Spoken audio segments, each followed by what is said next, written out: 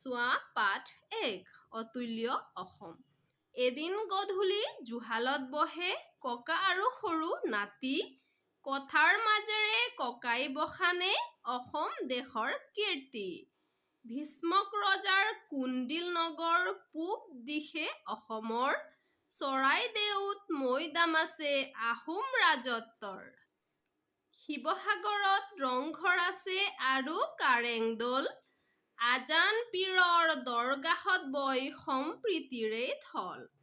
আহোম ৰাজ্যৰ শেষ ৰাজধানী যোৰহাটতেই ৰল, আমাৰ সেনাই নামানিলেখেও মোগল উভতি গল। সংস্কৃতিৰ পীঠ মাজুলীৰ ৰাস পৃথিৱীতেই জনাজাত, মৃৎশিল্প খ্যাত শালমৰা গাঁও আছে জিলিকি তাত। ঢকুৱাখনাৰ মুগাফাট বিহু নৰোৱা বাসুদেৱ থান, লেটেকুপুখুৰী মাধৱদেৱৰ আৱিৰ্ভাৱৰ স্থান। শোণিতপুৰত আছে অগ্নিগড় বানৰ গৰিমা গাই, আমাৰ গৌৰৱ কাজিৰঙাখন বিশ্ব ঐতিহ্যৰ ঠাই। ডিমা হাছাওত ডিমাছা ৰজাৰ ৰাজধানী মাইবং, মৰিগাঁৱৰ ৰং জোনবিল মেলা যাদুনগৰী মায়ং।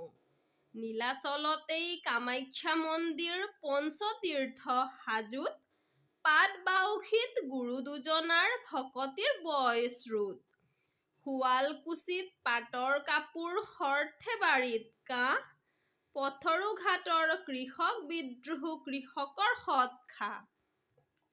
ধুবুৰী জিলিকে টেগ বাহাদুৰ নেতাই ধুবুনী ঘাট, বৰাকখুৱনী ভুৱন মোহন পবিত্ৰ তীৰ্থ তাত। আলচ খামৰি ককাই কলে দিবা সোণামুৱা মন, ইয়াৰ উপৰি বহু ঐতিহ্যৰ ভঁৰাল অসমখন।